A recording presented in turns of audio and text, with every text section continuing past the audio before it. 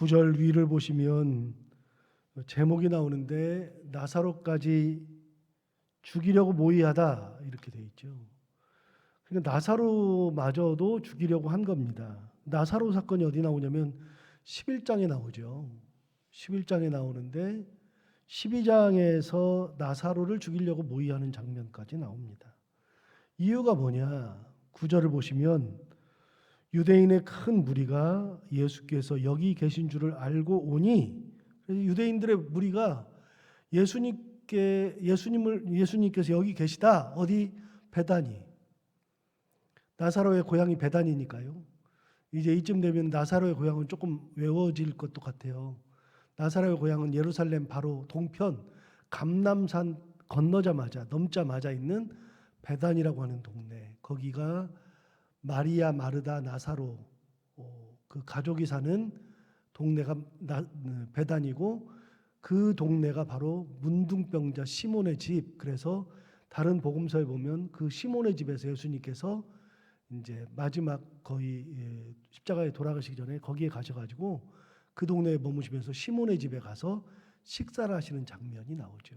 그러니까 그걸 생각할 때마다 예수님 참 대단하시다 이런 생각이 많이 들죠.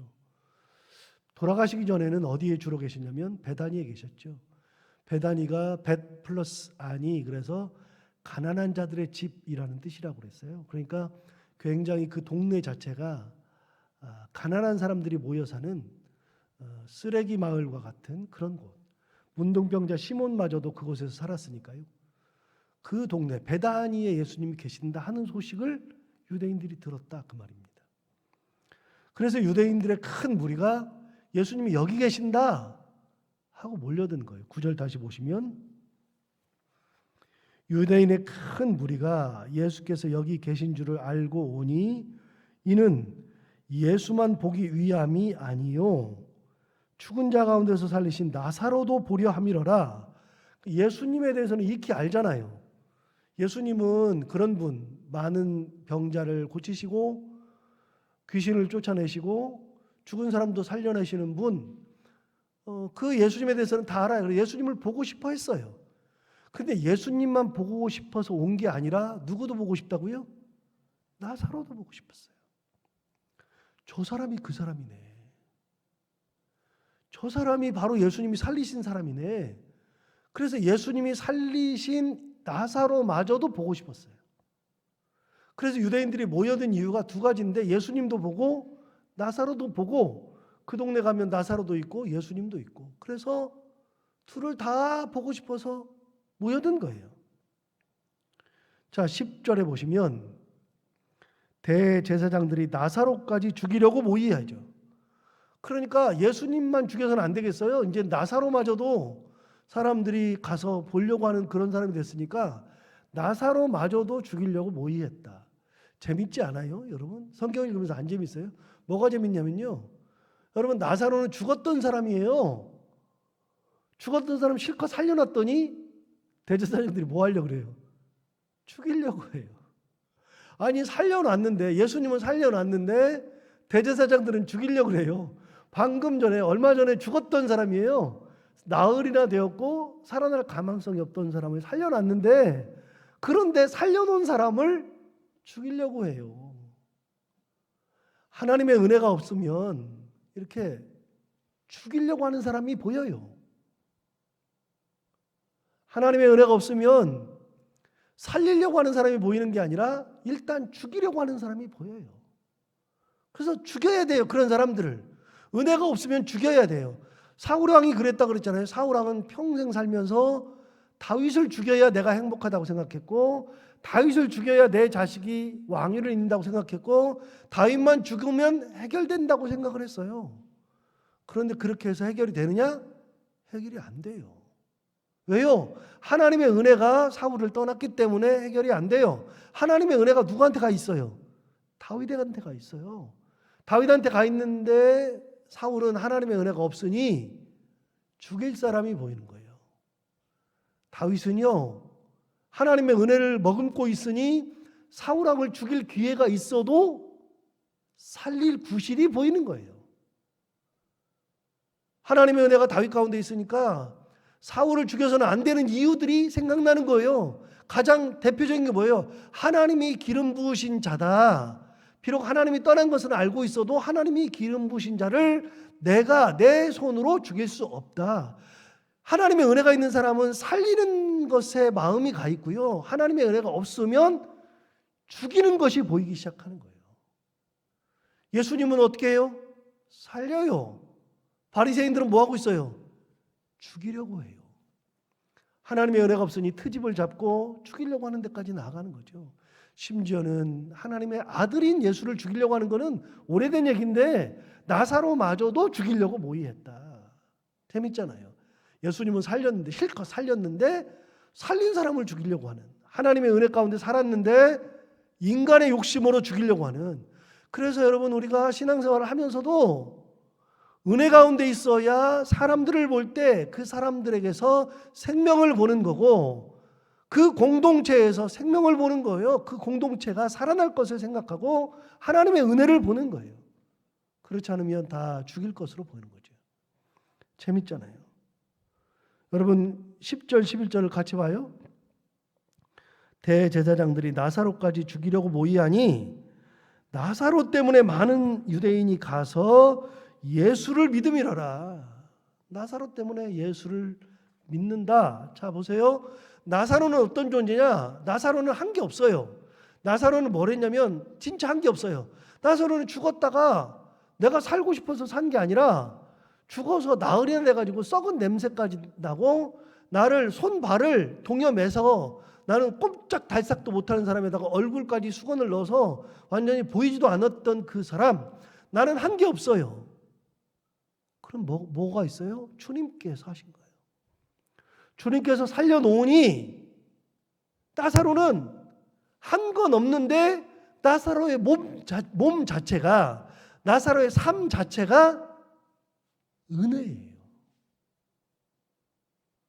내가 전도하려고 한 게 아니고요. 내가 뭔가 사람을 끌어모으려고 한 게 아니라 나사로는 하나님의 은혜만 입은 거예요. 예수님의 은혜.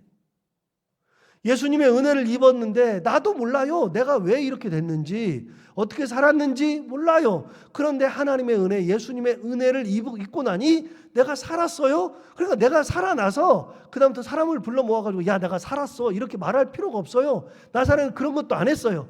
아무것도 안 했는데 살아난 것 자체, 은혜를 입은 것 자체가 전도예요. 전도. 우리가 예수 믿으면서 예수님의 은혜를 머금고 사는 거, 그러니까 막 입술을 열어가지고서 뭐 어떻게 하자 저렇게 하자 말하지 않아도 내가 하나님의 은혜 가운데 살아가는 것 자체, 그것이 전도예요. 나사로가 뭐 했어요? 아무것도 안 했어요. 아무것도 안 했는데 살아난 것 자체가 사람들에게는 큰 표적이 되는 거예요. 이것도 재밌잖아요. 살아나기만 해도 은혜야. 내가 어려움 가운데서 일어서는 것만 해도 은혜요. 주님의 은혜를 내가 가지고 있으면 그것으로 하나님의 영광을 드러내는 존재가 되는 거예요. 그러니까 내가 하나님의 영광을 드러내야지, 안 그래도요. 하나님의 영광을 내가 머금고 있으면, 은혜를 내가 머금고 있으면, 하나님의 은혜 가운데 살면, 말씀대로 살면, 그래서 하나님의 은혜가 나와 함께 동행하면 내 삶이 사람들에게 하나님의 영광을 드러내는 삶이 되는 거예요. 아무거 하는 거 없는데. 그래서 유대인들이 엄청 몰려들었어요. 그러니까 나사로마저도 죽이려고 해요.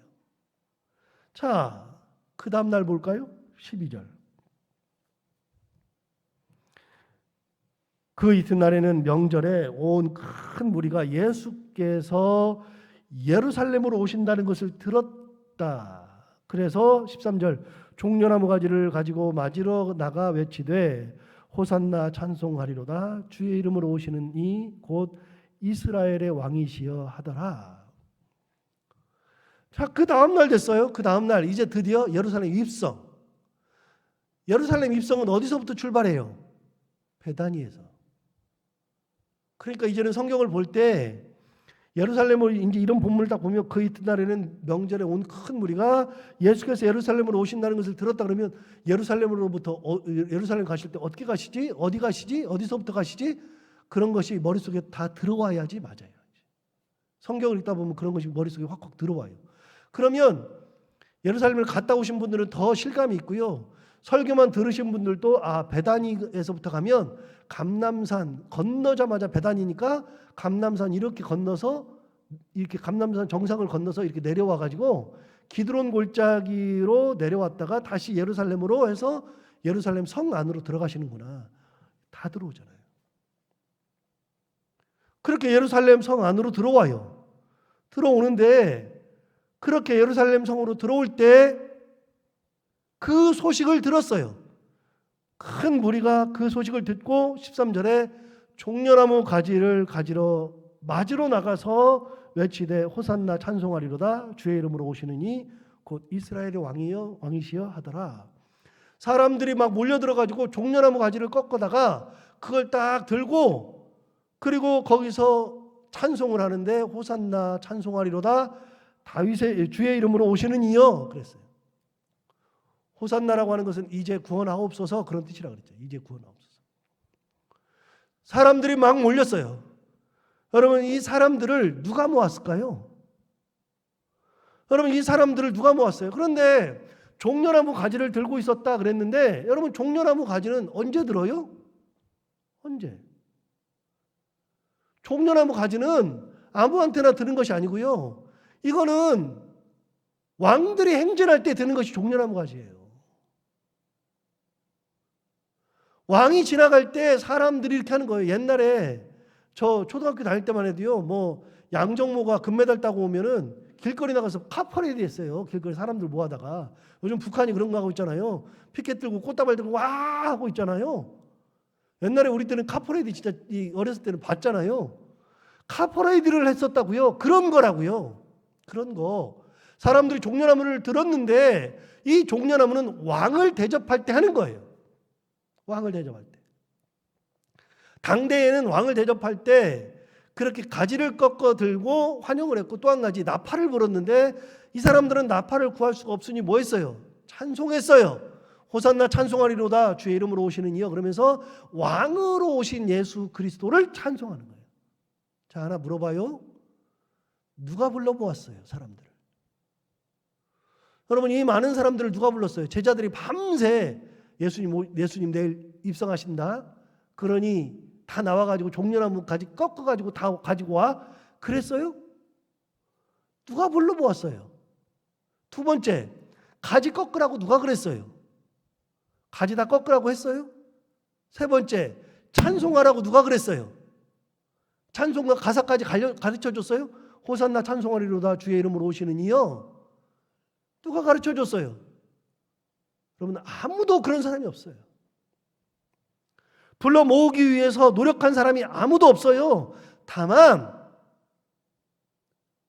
은혜 받은 사람들, 예수를 믿는 사람들, 하나님의 은혜 가운데 사는 사람들이 몰려드는 거예요. 그 자리에는 대제사장들이 없고요. 그 자리에는 바리새인이나 서기관들이 없고요. 누가 모였느냐? 바로 하나님의 은혜를 머금은 사람들이 몰려든 거예요. 이게 굉장히 중요한 거예요. 여러분 인간적인 노력을 가지고서 불러 모은다 그래서 모아지나요? 안 모아지지. 안 모아져요. 광고를 아무리 해도 잘 안 돼요. 그게. 그럼 누가 하느냐? 은혜 받은 사람들이 하는 거예요. 은혜 받은 사람들. 그래서 저는 그런 믿음이 있어요. 어떤 믿음이 있냐면 하나님께서 역사하실 때 일이 일어난다. 사람이 인위적으로 아무리 해봐야 안 된다. 제가 뭘 한다 그래서 되겠어요? 아무것도 안 되죠. 안 돼요. 그게. 안 되는데 언제 그런 일이 일어나느냐? 하나님께서 역사하실 때, 그 마음을 감동하실 때, 그때 일이 일어나는 거예요. 하나님이 감동하실 때 모으시고, 하나님이 감동하실 때 일을 하시고, 하나님이 감동하실 때 헌금하게 하시고, 하나님이 감동하실 때 사람들을 섬기게 하시고, 하나님께서 감동하실 때 여기에 놀라운 하나님의 일들이 일어나는 거예요. 우리는 아무것도 안 해도 돼요. 목사가 뭘 안 해도 돼요. 제가 무슨 말을 안 해도 괜찮아요. 그런 말 하지 않아도 하나님께서 이곳에 은혜 주시면 우리 교회뿐만이 아니라 섬기는 교회도 사람들이 뭘 해서가 아니라 하나님께서 그 교회에 은혜 주시고 역사하실 때 그 교회에 놀라운 은혜 역사가 일어나는 거예요. 은혜는 불러 모으는 게 아니고요. 은혜는 내려주시는 거예요. 우리가 은혜를 막 끄집어 당기는 게 아니라 은혜는 내려주시는 거예요. 나사로 보세요. 내가 뭐 은혜를 당겼어요? 뭐 그런 거 하나도 없죠. 나사로가 살아날 때 마리아 마르다가 뭐라 그랬어요? 썩은 냄새 납니다. 나흘 되었습니다. 아무것도 할 수가 없습니다 라고 얘기했을 때 나사로가 은혜를 끌어모은 게 아니라 마리아 마르다로도 안 된다 그랬잖아요. 안 된다. 못합니다. 나흘 됐습니다. 그래도 은혜는 끌어모으는 게 아니라 은혜는 하나님께서 일방적으로 내려주시는 거예요. 주시는 거. 주님께서 교회에 은혜를 주실 때 그 교회에 역사가 일어나고, 주님께서 가정에 은혜를 주실 때 가정의 역사가 일어나고, 주님께서 내 자녀들과 함께 하시면서 내 자녀들에게 은혜를 주실 때 내 자녀들에게도 하나님의 역사가 일어나는 거예요. 누가 끌어모은다고 돼요? 안 되던데요. 아무것도 안 돼요. 입만 아프고요. 권위만 떨어져요. 목사가 말했는데 안 들으면요, 그 다음부터는 무슨 말을 해도 안 돼요. 그래서 저는 예시당초 포기하잖아요. 뭘 어떻게 합시다 그런 소리 잘 안 하잖아요. 대신 제가 하는 것은 딱 하나, 하나님의 은혜를 선포하는 것과 하나님의 말씀을 제대로 연구하고 제대로 선포하는 것, 또 하나님의 말씀대로 사는 것, 교회를 하나님 앞에 드리는 것, 그거밖에는 없는 거예요. 하나님이 그걸 하시는 거지. 뭐 목사가 얼마나 대단해서 뭐 해요? 말도 안 되는 소리야. 아무것도 아닌데. 나약하기 짝이 없고요. 보잘것없는 존재죠. 여러분, 하나님이 은혜 주셔야만 되는 거예요. 은혜 받으니까 이렇게 와서 자발적으로 하잖아요. 데살로니가 후서에 이런 말씀이 있어요. 3장 16절. 데살로니가 후서 3장 16절에 평강의 주께서 친히 때마다 일마다 너희에게 평강을 주시고 주께서 너희 모든 사람과 함께 하시기를 원하노라. 이게 사도 바울이 데살로니가 교회의 성도들에게 하나님의 은혜가 이렇게 있었으면 좋겠다라고 하는 간구예요. 뭐라 그랬느냐? 평강의 주께서, 우리 하나님이 여러 가지가 있어요. 은혜도 있고 뭐 강권적인 역사도 있고 뭐 다 있는데, 사도 바울은 데살로니가 교회에 가장 필요한 것이 평강이에요. 평강. 그런데 그때 보이는 하나님이 누구냐? 사도 바울이 그때 데살로니가 교회를 볼 때 하나님이 뭐 평강도 뭐 은혜도 뭐 다 있는데 그 중에 하나님의 뭐 어떤 모습이 보이냐? 평강의 모습. 그게 있어야 된다. 그래서 그때 생각난 하나님, 평강의 주께서 친히 때마다 일마다 너희에게 평강을 주사. 하나님이 너희에게 그런 일 할 때마다 평강, 저럴 때도 평강. 평강의 주께서 친히 때마다 일마다 너희에게 평강을 주사 주께서 너희 모든 사람과 함께 하시기를 원하노라. 사도 바울이 데살로니가 후서 3장 16절에서 얘기한 거예요. 기가 막힌 말이잖아요. 이게 기가 막히잖아요. 우리 교회도 똑같아요. 여러분이 섬기는 모든 교회도 똑같아요. 평강의 주께서 친히 때마다 일마다 너희에게 평강을 주사, 우리 교회에 평강을 주사, 우리들의 가정에 평강을 주사. 거기가 은혜가 생각나면 은혜고, 평강이 생각나면 평강이고, 간섭이 필요하면 간섭이고, 동행이 필요하면 동행이고, 우리 가정에 필요한 것이 뭔지 다 다를 텐데 이렇게 바꿀 수 있어요. 은혜의 주께서 친히 때마다 일마다 너희에게 은혜를 주사. 바꿀 수 있어요. 그런데 데살로니가 교회를 생각하니까 그 교회는 평강이 필요해요. 평강의 주께서 친히 때마다 일마다 너희에게 평강을 주사 주께서 너희 모든 사람과 함께 하시기를 원하노라. 우리 교회 평강의 주께서 친히 때마다 일마다 우리 교회에 평강을 주사 주께서 우리의 교회와 함께 하시기를 원하노라. 우리 가정과 함께 하시기를 원하노라. 우리 자녀들과 함께 하시기를 원하노라. 예, 내가 하는 게 아니고요. 하나님께서 은혜 주셔야 되는 거예요. 하나님께서. 여기 많은 사람들이 모였는데 이 사람들 불러 모은 사람이 없어요. 시킨 것이 없어요. 자발적으로 다 모였어. 자발적으로. 시킨 것도 없는데 은혜 받고 예수님 사랑해서. 그래서 교회는 하나님을 사랑하는 사람들의 모임, 하나님의 은혜를 머금은 사람들의 모임, 하나님의 평강 가운데 함께 살아가는 공동체, 이게 교회예요. 그 사람들이 모여서 뭐예요? 예수님을 왕으로 대접해. 왕으로. 우리의 삶에서는요, 예수님이 왕이에요. 예수님이 뭐 어디 지나가던 과객이 아니라 예수님이 왕이에요. 교회는 예수님이 왕이에요. 왕이신 예수님이세요. 교회의 대장은 예수님, 교회 왕도 예수님, 우리 삶의 왕도 예수님. 왕으로 이렇게 찬양하죠. 자, 14절.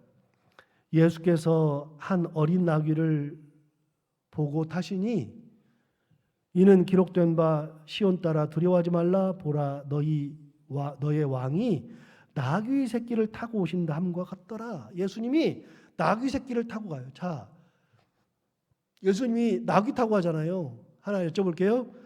3년 동안 예루살렘 성을 그렇게 들어가셨어요. 그런데 3년 동안 예루살렘 성을 들어가셨는데 나귀를 타거나 말 타거나 다른 걸 타고 들어간 적은 몇 번이나 돼요? 이게 처음이자 마지막이에요. 이게 처음이자 마지막. 무슨 말이에요? 왕으로 들어가시는 예수님. 그런데 당대 왕은요, 나귀 새끼를 탄 게 아니라 나귀도 아니고 나귀 새끼. 그러니까 당대 왕들은요, 나귀조차도 안 타요. 왕들은 뭘 타요? 말을 탄다고요, 말을.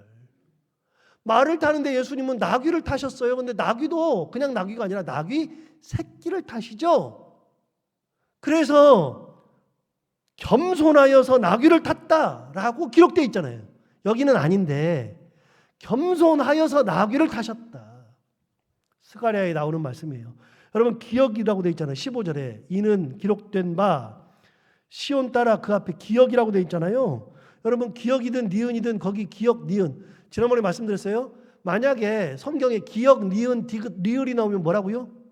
성경 구절. 기억 니은 디귿 리을은 성경 구절. 1, 2, 3, 4는요. 설명 혹은 다른 본문에는 있는 것들.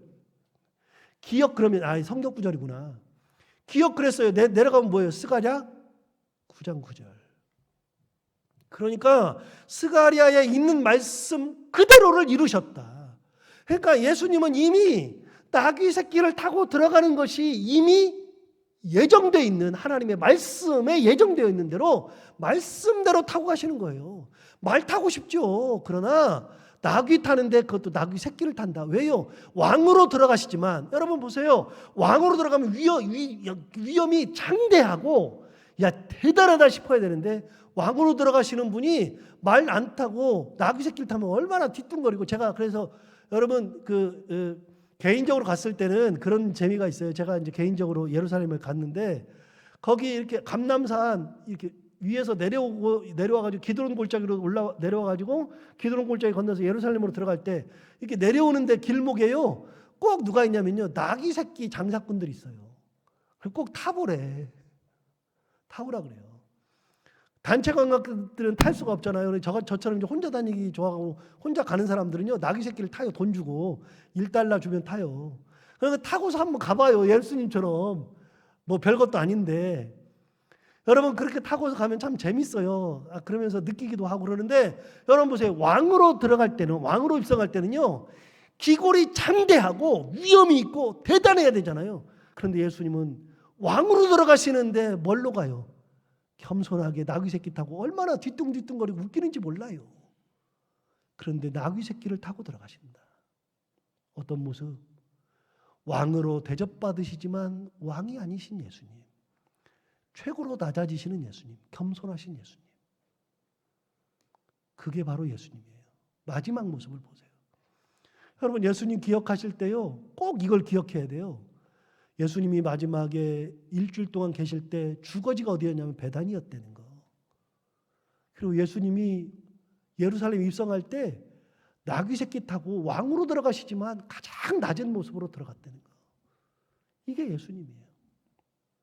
그 예수님과 같이 우리가 겸손하게 은혜 가운데 살아가기를 결단하는 그런 신앙의 모습으로 살아가는 저희들 다 되기를 바랍니다. 기도하겠습니다. 하나님 아버지 감사합니다. 나사로는 자기가 뭐 잘해서 그렇게 된 것이 아니라 은혜를 입으니 나사로 자체가 전도거리가 되었습니다. 우리도 예수님의 은혜 가운데 사는 사람들이 다 되게 하여 주옵시고,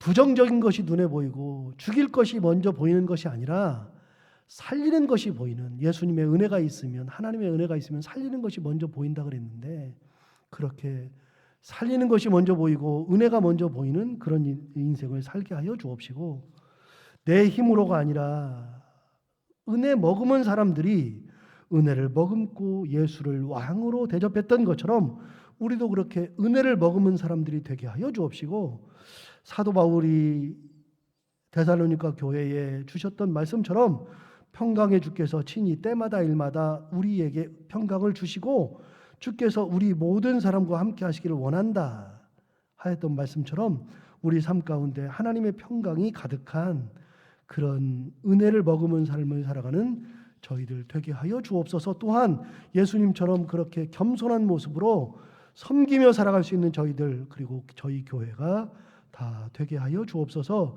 오늘도 이 말씀을 하루 종일 기억하며 살게 하여 주옵시고, 오늘도 이 말씀 가운데에 은혜 가운데 살게 하여 주옵시고, 오늘도 해야 되는 것들 기쁨으로 감당하고 만나는 분들과 함께 웃고 행복한 하루가 되게 하여 주옵소서. 예수님 이름으로 기도하옵나이다.